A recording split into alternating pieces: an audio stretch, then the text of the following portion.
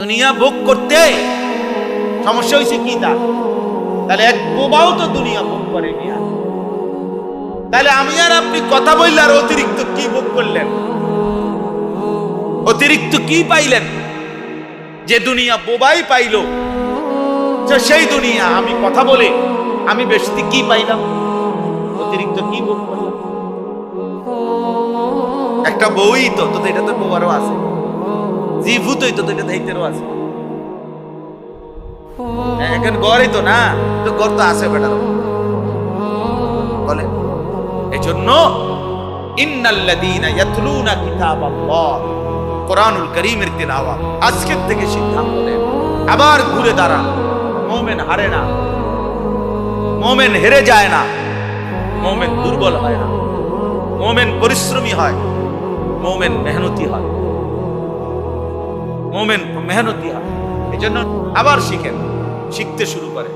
আল্লাহর কসম নবীজি বলছেন, ওয়াল্লাযী ইয়াকরাউল কুরআন ওয়া ইয়াতাতাআতাউ ফীহি ফালাহু আজরান। যে কোরআনুল কারীম পড়লো, পড়তে গিয়ে ঠেকে ঠেকে পড়লো, কষ্ট কইরা ঠেকা ঠেকা পারে না, কত কষ্ট করতেছে, দাঁত ভাঙ্গা যাইতেছে, বয়স হয়ে গেছে, থাইমা থাইমা ঠেকা ঠেকা পড়ে। রাসূলুল্লাহ সাল্লাল্লাহু আলাইহি সাল্লাম বলেন, আল্লাহ তাআলা তাকে প্রতি অক্ষরে দ্বিগুণ নেকি দান করে। ফালাহু আজরান, আজরান দ্বিগুণ।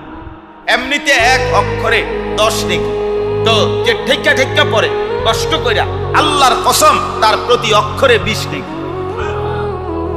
দ্বিগুণ না? তো দ্বিগুণ হলে কত? 20। ইন্নাল্লাযীনা ইয়াতলুনা কিতাবাল্লাহ, নিশ্চয়ই যারা কোরআনুল কারীম তেলাওয়াত করে। 2 ওয়া আকামুস সালাহ, 5 ওয়াক্ত নামাজ আদায় করে। তাহলে দ্বিতীয় আমল, 3টা আমল আল্লাহ তাআলা এখানে বলছেন। 3টি আমল যে করবে সে যেন এমন ব্যবসা করে যেই ব্যবসা কখনোই লাভ হবে না, বরং 2টা জিনিস হবে। 1, সে এই ব্যবসার পুঁজি ফেরত পাবে। 2, এই ব্যবসা তার লাভবান হতেই থাকবে, হতেই থাকবে, হতেই থাকবে। এর মধ্যে 1 নাম্বার কি? কোরআনুল কারীমের তেলাওয়াত। 1 নাম্বার কি বলেন? 2 নাম্বার 5 ওয়াক্ত নামাজ। 5 ওয়াক্ত নামাজ পড়ে। নামাজ মুমিনের জীবন, নামাজ মুমিনের সিফাত, নামাজ মুসলমানের পরিচয়। নামাজ এক জিন্দেগি, নামাজ বিহীন জিন্দেগি, সেজদা বিহীন জিন্দেগি জন্তু জানোয়ারের জিন্দেগি। যে কপালে সেজদা নাই, যে মানুষটা নামাজই পড়তে চায় না অথচ সে মুসলমান, এটা এক ধরনের জানোয়ার ছাড়া আর কিছু, এটা জন্তু জানোয়ার ছাড়া আর কিছু। কেন ফজরের নামাজ পড়বেন না? আপনি কি ভোরবেলা ওঠেন না? ভাই 1 ঘন্টা আগে ওঠেন, নয় পরে ওঠেন? ওঠেন। কেন জোহরের নামাজ পড়বেন না? আপনি কি দুপুরে বিশ্রাম করেন না? হ্যাঁ, আসরের নামাজ আপনি কেন পড়বেন? আপনি কি বিকালে একটু হাঁটেন না?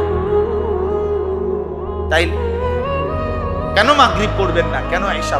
আমার নওজোয়ান ভাই ছেলেরা, তোমরা বলো ভাইয়া, কেন নামাজ পড়বা? অনেক কিশোর নওজোয়ান হাসতে হাসতে নামাজ ছেড়ে কেন পড়ে না, তাও জানে না।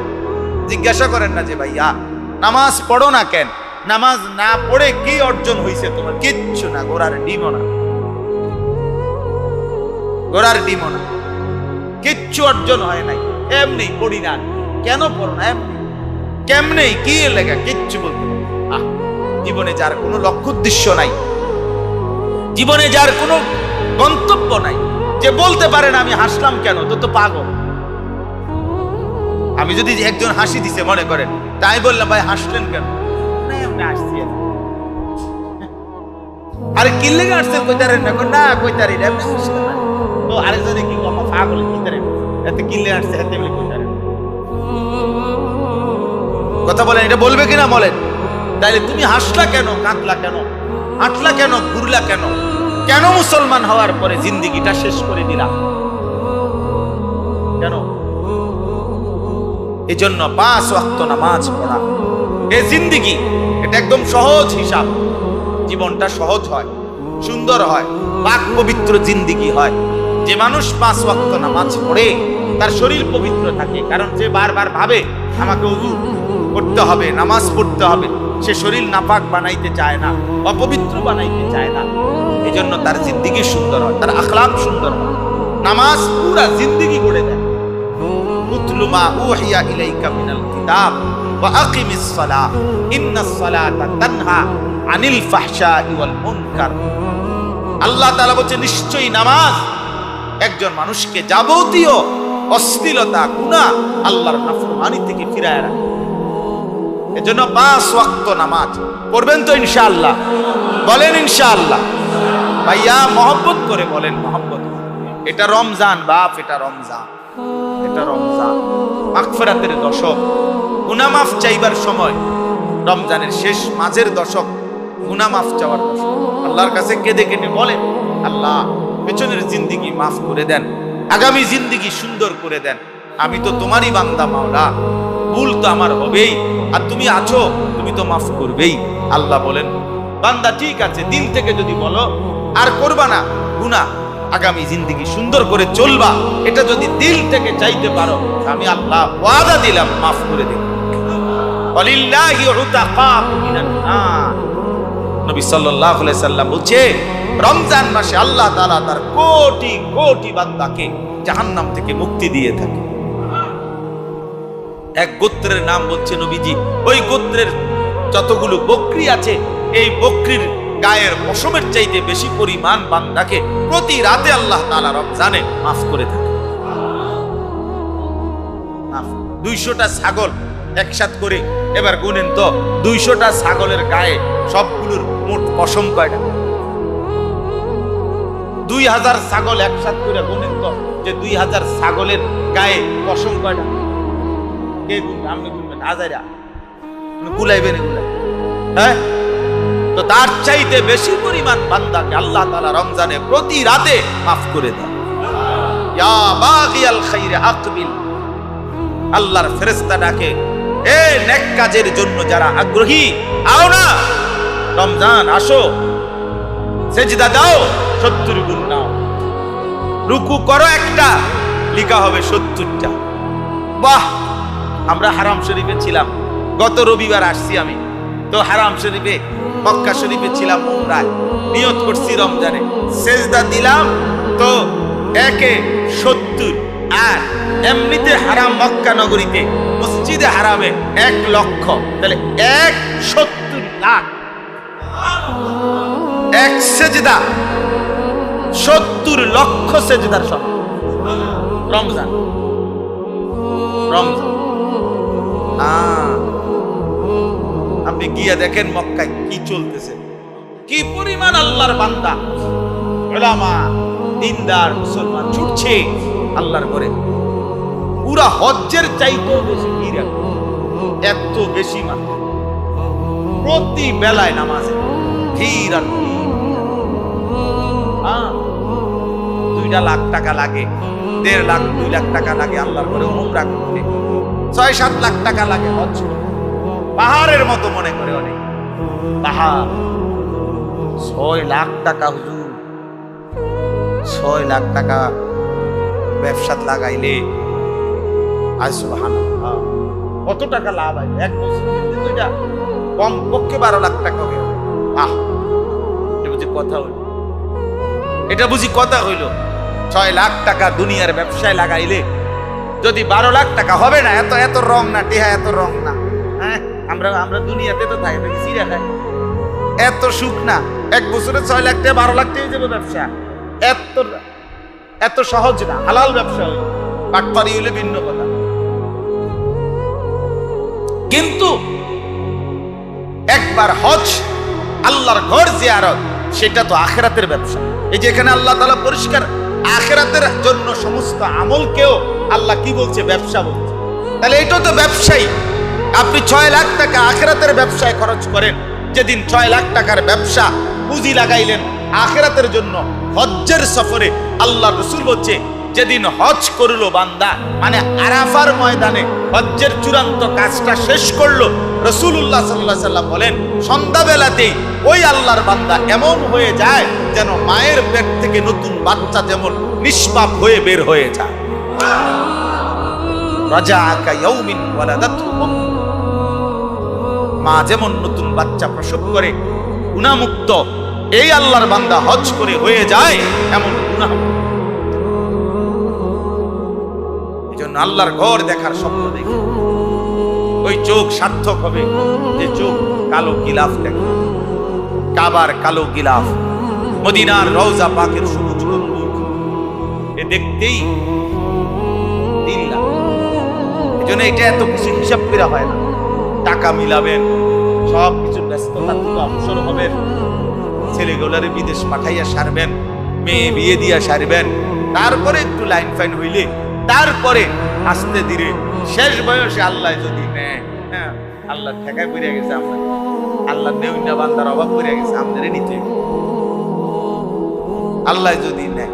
দুনিয়ার সব কিছু নিজে গুরুত্ব দিয়া নিজে গর্জ করে সাজাইতেছে, আর হজ্জের কথা আল্লাহর ঘরের কথা বলে যাইতে কার না মনে চায় হুজুর আল্লাহ নিলে কি আর না যাইতে আলাপ করে, অনেকে মস্কারি করেন। হ্যাঁ দুনিয়া আপনি সাজান নাই, আপনার ঘর, আপনার বাড়ি, আপনার বিল্ডিং, আপনার ছেলে মেয়ে, এগুলো হয় নাই।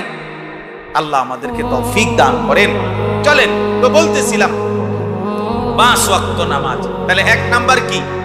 কোরআনুল কারীমের তেলাওয়াত। 2 নাম্বার কি বলেন? 5 ওয়াক্ত নামাজ। 3 নাম্বার ওয়া আনফাকু মিম্মা রাযাকনাহুম সিররাও ওয়া আলানিয়া। আল্লাহর দেওয়া রিজিক থেকে, আল্লাহর দেওয়া মাল থেকে, আল্লাহর দেওয়া সম্পদ থেকে প্রকাশ্যে এবং গোপনে উভয় অবস্থায় যে দান করতে থাকে, নিজের যাকাত দিয়ে দেয়, সাদাকাতুল ফিতর দিয়ে দেয়, এরপরে নফল দান, সাদাকা, গরিব, দুঃখী, অসহায়, ইয়াতীম, ফকির, মিসকিন, মসজিদ, মাদ্রাসা, এতিমখানা, লিল্লাহ বোর্ডিং, অসহায় এতিম বাচ্চা, এই হর হালাতে যে দিতে থাকে। কখনো মন চাইলে সবার সাথেও দেয়, কখনো মন চাইলে একাকী গোপনেও দেয়। দুইটাই আল্লাহর জন্য। নাম বলছে অসুবিধা নাই, আল্লাহর জন্য যদি দিল ঠিক থাকে তো নাম বললে সমস্যা নাই, নাম বললে সমস্যা। আবার নাম বলে নাই তাও কোনো সমস্যা। সিররাও ওয়া আলানিয়া, প্রকাশ্যেও দান করা যায়, আবার গোপনেও কি করা যায়, দান করা যায়, কোনো অসুবিধা নেই। তো আল্লাহ তাআলা বলেন প্রকাশ্যে এবং গোপনে উভয় অবস্থাতে যে আল্লাহর দেওয়া রিজিক থেকে আল্লাহর রাস্তায় খরচ করে, দান সাদাকা করে। আমি এই মসজিদে, আমার মনে আছে আলহামদুলিল্লাহ, আমি শুক্রবারে জুমার বয়ানে ইতিপূর্বে আমার থাকাকালীন সময়ে যাকাতের উপরে আমি সর্বোচ্চ ভাঙ্গা বুঝাইয়া বুঝাইয়া আপনাদেরকে বলছি কিনা বলে, যাকাতের উপরে আমি বিস্তারিত বলছি। যাকাত মনে রাখবেন মুসলমান, নামাজ যেমন ফরজ, রোজা যেমন ফরজ, যাকাত তেমন ফরজ। অনেক মুসলমান আছে রোজা রাখতে আগ্রহী, কিছু নামাজও পড়ে কিন্তু যাকাত দেয় না। কারণ এটা মাল, এটা যে মাল, জানের চাইতে বেশি সম্পত্তি মায়া, মরে যাবো প্রয়োজনে, মাথা বাড়ি দিয়ে মাইরে মরে যাবে, কিন্তু সম্পদ দিব না। অথচ যাকাত দিলে আল্লাহ কোরআনে বলছে, বান্দা তোমার কাছে মনে হয় সম্পদ কমছে না, আল্লাহর কসম আমার শায়েখ আল্লামা মুফতি মুশতাকুন নবী কাসিমি হুজুর সবসময় বলে যে মনে করেন আল্লাহ তাআলা যাকে 1 লক্ষ টাকা দিছে, তো তার কাছ থেকে যাকাত চাইছে 2,500 টাকা। তাহলে যেই আল্লাহ 1 লাখ টাকা আপনারে দিল, এখন ওই আল্লাহ 2,500 টাকা আপনার থেকে ফেরত চাইলো, তার মানে আল্লাহ তাআলা 2,500 টাকার জন্য আটকাইয়া গেছে। এটাই তো আল্লাহ 1 লাখ টাকা দিয়ে আসাইরা আবার আমাদের কইতেছে, বাজি টাকা 1 লাখ দিলাম ঠিক আছে, কিন্তু আমি 2,500 টাকার একটা ফেসে পড়ে গেছি, তুমি আমারে 2,500 টাকা কি দাও, ফেরত দাও। এজন্য তাহলে বান্দা যদি জিজ্ঞেস করে, আল্লাহ আপনি তো আমারে 1 লাখ টাকা দিলেন, এখন আবার আপনি আমার কাছ থেকে 2,500 টাকা লাখে যাকাত, এটা কেন চাচ্ছেন? আল্লাহ তাআলা বলে, বান্দা কসম করে বলছি তোমার এই 1 লাখ টাকাকে আমি আরো কোটি টাকা বাড়ায় দেওয়ার জন্য চাচ্ছি। এই 2,500 টাকা নিতে নেওয়ার জন্য না, কমাইয়া লওয়ার জন্য না। তোমার টাকা 97,500 থাকবে না, বরং তোমার টাকা আরো লক্ষের চাইতে কোটি গুণ বেড়ে যাবে। বাড়ায় দেবো, বাড়ায় দেওয়ার 2,500 টাকা দাও, আমার চাইতে আরো বেশি নিয়ে নাও। 40 টাকায় 1 টাকা দাও, আমি আল্লাহর কাছ থেকে আরো বেশিটা বুঝা নাও। তাহলে যাকাত মানে আরো বেশি দেওয়া। ওয়া ইউরবিস সাদাকাত। আল্লাহ কোরআনে বলছেন আমি আল্লাহ তাআলা সাদাকাত দান করিলে, সাদাকা করিলে, যাকাত দিলে, সাদাকাতুল ফিতর আদায় করিলে, আল্লাহর রাস্তায় মসজিদে দিলেন, মাদ্রাসায় দিলেন, এতিমকে দিলেন, গরিবকে দিলেন, অসহায়কে দিলেন, খোদার কসম আল্লাহ বলেন আমি সেটা বাড়িয়েই দেব। রাসূলুল্লাহ সাল্লাল্লাহু আলাইহি ওয়াসাল্লাম বলেন যে মা নাকাসাত মালুন মিন সাদাকাতি। রাসূলুল্লাহ সাল্লাল্লাহু আলাইহি ওয়াসাল্লাম বলেন সাদাকা করার দ্বারা, আল্লাহর রাস্তায় খরচ করার দ্বারা কখনোই কোনো মাল কমে না, মাল কমে না, মাল কমে না, কমবে না। এটা এজন্য আল্লাহর রাস্তায় সাদাকা করো, আল্লাহর রাস্তায় খরচ করো। আপনাদের কাছে আমার অনুরোধ রইল, এই বুঝের মুসলমান যারা চাকরি করেন, যারা ব্যবসা করেন, যারা বিদেশে আছেন অথবা এখানেই আছেন প্রবাসী, প্রত্যেকেই বাপের যাকাত যদি ফরজ হয় আপনার সম্পদ আপনি দিতে হবে। ছেলে উপার্জন করে আলাদা, সংসার এক লগে, কিন্তু তোমার আলাদা টাকা আছে, তুমি আলাদা যাকাত দিতে হবে। বলে আমি অল্প বয়স এখনো বিয়েও করছি না, না যাকাতের সাথে বিয়ের কিছু নাই, তুমি বিয়ে করছো না এটা তোমার বিষয়, অন বিয়ে করে লাও, অসুবিধা আমি মানা করছি তোমার বিয়ে। তাহলে যাকাত কোনো বিয়ের সাথে কোনো বিষয়, যাকাত আলাদা বিষয়, আলাদা ফরজ ইবাদত। এজন্য মহিলাদের যাকাত আসে, পুরুষের যাকাত আসে, ছেলে মেয়ের যাকাত আসে। এজন্য প্রত্যেকেরই হিসাব করা উচিত, জেনে নেওয়া উচিত। আমার শায়েখ বলে যাকাত আদায় করা যেমন ফরজ, যাকাতের হিসাব করা এটাও তেমন ফরজ। হিসাব করে দিতে হবে, হিসাব করে দিতে হবে। হুজুর যে পরিমাণ লুঙ্গি গামছা দিছি মানুষের এই সিজনে, যাকাতে উর্ফি দিয়ে গেছে গা না? আমি উর্ফি দিয়ে যাই না, আমি যাকাত দেয় আপনারা, আমি বলছি না উর্ফি দিয়ে যাই, বুঝেন নাই? আপনারা আমি বললাম আসরের নামাজ 4 রাকাত ফরজ, ও তাহলে 8টা সেজদা আপনি কতক্ষণ মনে করেন 12-14টা সেজদা দিয়া আপনি একসাথে আপনি বললেন হুজুর যে কয়টা সেজদা দিছি আপনার যে 4 রাকাতে যা লাগে আশা করি তার থেকে বেশি দিয়ে রাখছি। নামাজ হয়েছে তো? জি না, হবে না।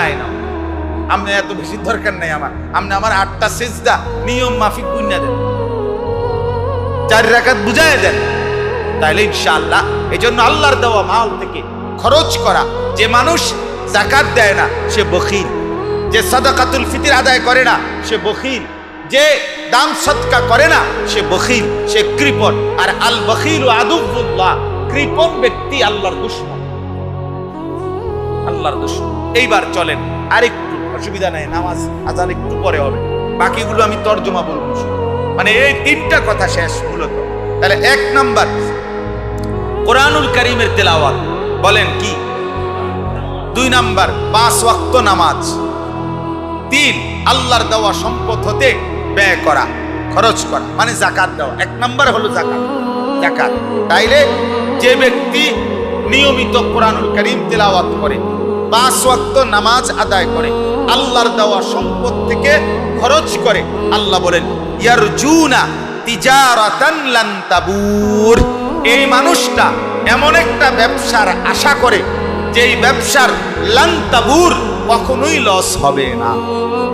এই ব্যবসার কোনো কি নাই। তাহলে কোরআনুল কারীমের প্রতি অক্ষরের তেলাওয়াতে লস হবে না কখনোই।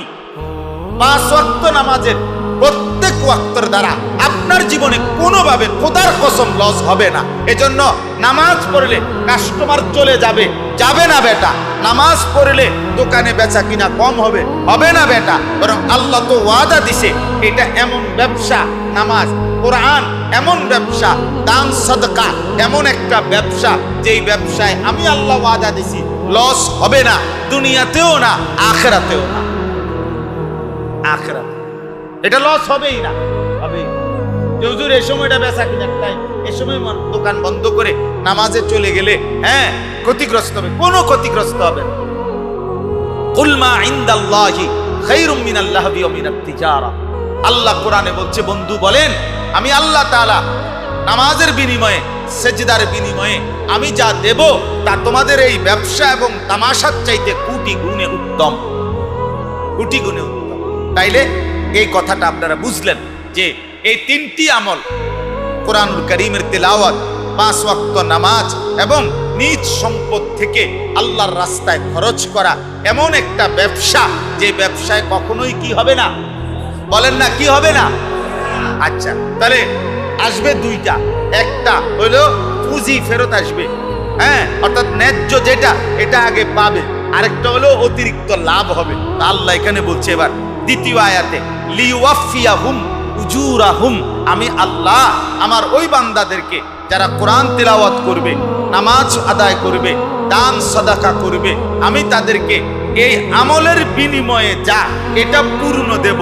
ওয়ায়াজিদাহুম মিন ফাদলিহি, সে পাইতো যেদ্দুর এদ্দুর তাকে আগে প্রথমত ফেরত দেব, এরপরে আমার দয়া, আমি আল্লাহর অনুগ্রহ থেকে এবার আমি বাড়াইতে থাকব। ওই যে কইলাম আগে কি পাইবেন, পুঁজি পাইবেন, এরপরে কি আরো লাভ হইবে।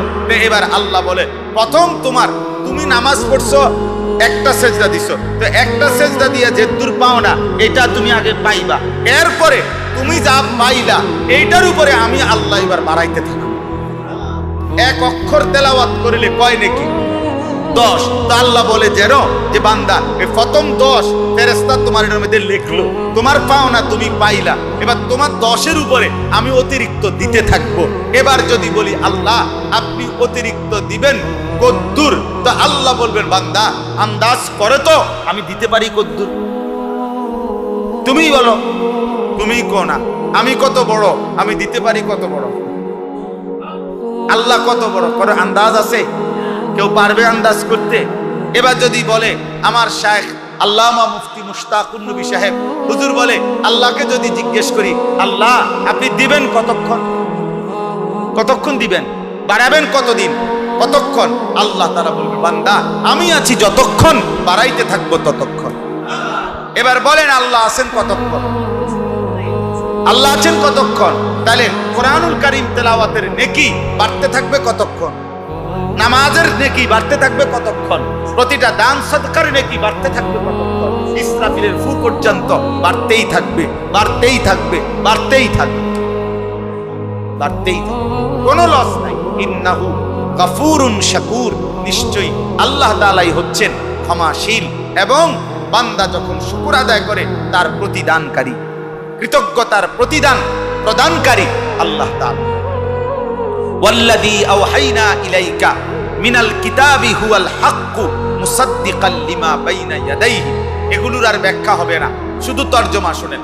আল্লাহ তাআলা বলেন নবী আপনার উপরে আমি যে কোরআন নাজিল করেছি হুয়াল হক, এটাই সত্য।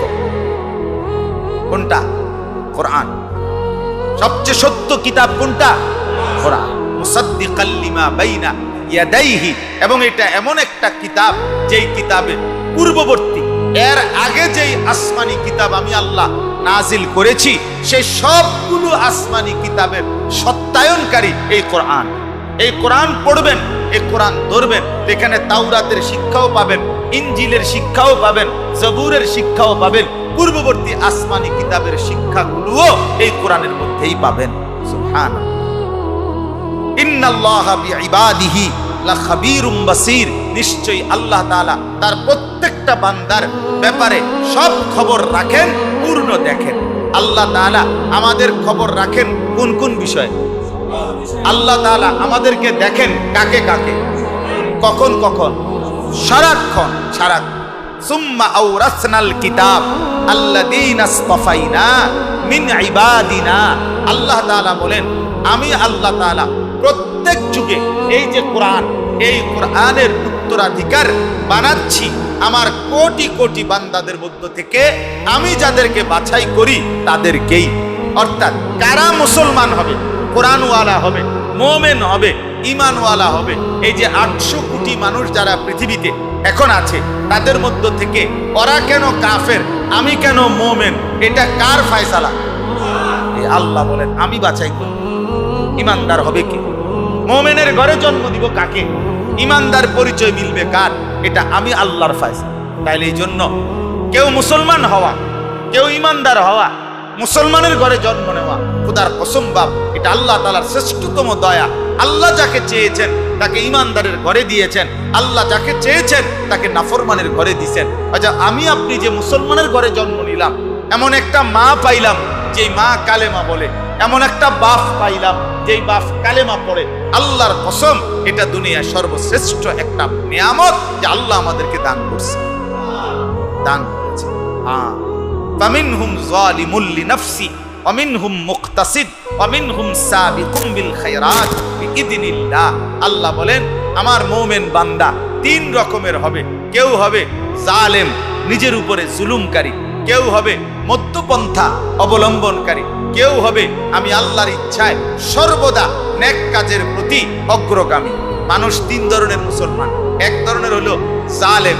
জালেম বলে কাকে? যার আপনার নেক আমল অর্থাৎ কম কিন্তু গুনার পরিমাণ বেশি। আর মুকতাসিদ হলো যে ব্যক্তি নেক আমল করে সর্বদাই, গুনাহ ছেড়ে দেয়, তবে কোনো মাকরু এবং সন্দেহযুক্ত বিষয়ে কখনো কখনো লিপ্ত হয়, এরকম ব্যক্তিকে বলা হয় মধ্যপন্থা অবলম্বনকারী। আর যে ব্যক্তির দ্বারা কোনো ফরজ, কোনো ওয়াজিব, কোনো সুন্নত, কোনো নফল, কোনো মুস্তাহাব ছোটে না, কোনো হারাম, কোনো মাকরুহাত কিছুই তার দ্বারা হয় না, সে সাবিকুম বিল খায়রাত, সে সর্বদাই নেক কাজে অগ্রগামী।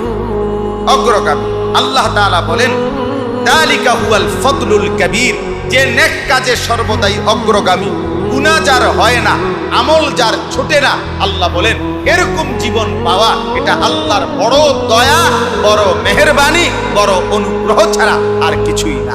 সুবহানাল্লাহ। আমার ভাই, পরবর্তী যেই আয়াতগুলো আমি শুধু সংক্ষেপে আপনাদের কাছে এক কথাই এটা বলতে চাই। বাকি আয়াতগুলোর তর্জমা হলো দুইটা কথা। একটা হলো আল্লাহ তাআলা বলেন এই যে আমি আল্লাহ বললাম আমার যেই বান্দাগুলো নেক আমলে আগ্রহী, অগ্রগামী, আমি তাদের পুরস্কার দেব জান্নাত এবং নাজ ও নিয়ামত ভরা জান্নাত। আর যেই মানুষগুলো আমি আল্লাহর ইবাদত থেকে নাফরমানি করছে তাদের জন্য মিলবে জাহান্নাম। জাহান্নাম হবে ভীষণ আযাবের। এই জান্নাতের নিয়ামত আর জাহান্নামের আযাব আল্লাহ তাআলা বাকি আয়াতগুলোতে বলছেন। সর্বশেষ যেই কথাটা আল্লাহ তাআলা বলছেন, এটা বলেই আমার কথা শেষ। আল্লাহ তাআলা বলেন আমি বিস্তারিত বলে দেওয়ার পর হায়াত দিছি, নবী পাঠাইছি, আমার নবীর পরে উলামায়ে কেরাম পাঠাইছি, আমার কথা, আখিরাতের কথা, কবরের কথা, হাসরের কথা আমি আমার বান্দার কাছে শুনাইছি, বলছি, আবার কিতাব দিছি, কোরআন নাজিল করেছি। সব কিছুর ব্যবস্থাপনা করে দেওয়ার পরেও আমার যেই বান্দারা নাফরমানি করলো, তারা যখন জাহান্নামের মধ্যে নিক্ষিপ্ত হবে তো তারা চিল্লাইয়া জাহান্নামের আগুন থেকে আল্লাহকে বলবে, আল্লাহ আপনি আমাদেরকে জাহান্নামের আগুন থেকে বের করে দুনিয়ায় আবার ফেরত যেতে দেন। এবার যদি আমরা যেতে পারি তাহলে এবার গেলে আমরা নেক আমল করব, গুনাহগুলো ছেড়ে দেব। তো আল্লাহ তাআলা তখন বলবে, বান্দা আমি কিন্তু যেটুকু হায়াত দিলে তুমি নেক আমল করতে পারতা ওইটুকু হায়াত তোমাকে দিয়েই আমি কবরে আনছি। আর যেতুর বললে তুমি বুঝতা, এরকম বুঝাইয়া বলার মতো আমি আমার বান্দা তোমার কাছে পাঠাইছি। ইমাম সাহেব, খতিব সাহেব, আলেম, ওয়াইজ, বক্তা, আউলিয়া, পীর, বুজুর্গ, মাশায়েখ, মুফতি, মুহাদ্দিস, ফুকাহা, এরকম অগণিত আমার মনোনীত বান্দা আমি তোমার কাছে পাঠাইছি। ওনারা তোমারে কবরের কথা বলছে, জাহান্নামের কথা বলছে, আখিরাতের কথা বলছে, জান্নাতের কথা বলছে। না তুমি কোনো পাত্তা দিলা, না আমার দেওয়া সময় পাইয়া, হায়াত পাইয়া আমল করলা, কিছুই করলা না বান্দা। না সময়কে গুরুত্ব দিলা, না আলেমদের কথাকে গুরুত্ব দিলা। অতএব ফাজুকু, অতএব আজকে জাহান্নামের আযাবই ভোগ করো। ফামালিজ যালিমিনা মিন আনসার, আজকে কোনো নাফরমানের কোনো সাহায্যকারী এই আখিরাতে নাই। এই শেষ কথা। ফামালিজ যালিমিনা মিন আনসার, আল্লাহ বলছে সাবধান নাফরমান, তোমরা কিন্তু কেউ কোনো সাহায্যকারী হাসরের ময়দানে পাবা না, হাসরের ময়দানে পাইবা। এই জন্য প্রিয় ভাই আমার, এই তিনটা আমল আজকে আমরা আপনাদের কাছে বললাম। এক, কোরআনুল কারীমের তেলাওয়াত, বলেন কি? 2, 5 ওয়াক্ত নামাজ। 3, আল্লাহর রাস্তায় খরচ করা, নিজের মাল থেকে, নিজের সম্পদ থেকে। তাইলে দান সাদাকা করা, 5 ওয়াক্ত নামাজ পড়া, কোরআন কারীমের তিলাওয়াত করা, এটা যেন আমাদের জিন্দেগিতে হয়। আজকের এই তাফসীর মাহফিল থেকে এটা যেন আমরা সবক নিতে পারি। আল্লাহ তাআলা আমাদেরকে তৌফিক দান করেন, তৌফিক দান করেন। আশেপাশের মাদ্রাসা যেখানে এতিম বাচ্চা পড়ে, আপনারা গরিব অসহায় বাচ্চা পড়ে, আপনাদের এই মাদ্রাসাগুলোতে আপনারা দান করবেন, সাদাকা করবেন। আমাদের ফরদাবাদ কওমি মাদ্রাসাতেও আপনারা মহব্বতের সাথে আপনাদের যাকাতের টাকা, দান সাদাকার টাকা দান করবেন। আমার ছোট্ট মাদ্রাসা আছে ময়নামতি ক্যান্টনমেন্ট, হ্যাঁ আপনারা জানেন আমারও একটা ছোট মাদ্রাসা আছে। আলহামদুলিল্লাহ প্রায় 450 মতো ছেলে আমার মাদ্রাসায় পড়ালেখা করে। 31 জন শিক্ষক কর্মচারী স্টাফ আছে। আলহামদুলিল্লাহ আমাদের মাদ্রাসাতেও এতিম গরিব বাচ্চা আছে। গত বছরও প্রায় 7-8 লক্ষ টাকা আমরা এতিম গরিব বাচ্চাদেরকে আমরা সম্পূর্ণ ফ্রি দিছি। তো এই বছরও আমরা আমাদের বাচ্চা, আরো অনেক বাচ্চা আছে অসহায় গরিব এতিম বাচ্চা। এজন্য আমার অনুরোধ রইল, আমাদের ওই ছোট্ট মাদ্রাসাতেও যদি কারো মহব্বত হয় তাহলে আমার মাদ্রাসাতেও আপনারা আপনাদের যাকাত, সাদাকাতুল ফিতির এবং দান সাদাকা করবার জন্য, ছাত্রদের জন্য, এতিম বাচ্চাদের জন্য, গরিব বাচ্চাদের জন্য সহযোগিতা করার চেষ্টা করবেন। আমার কাছে থাকলে আমারে দিয়েন, নাই তো আমার কাজল মাস্টার সাহেবের কাছে দিয়ে রাখেন, দিলেও আপনার কোনো অসুবিধা নাই, যেমনি সুবিধা হয়।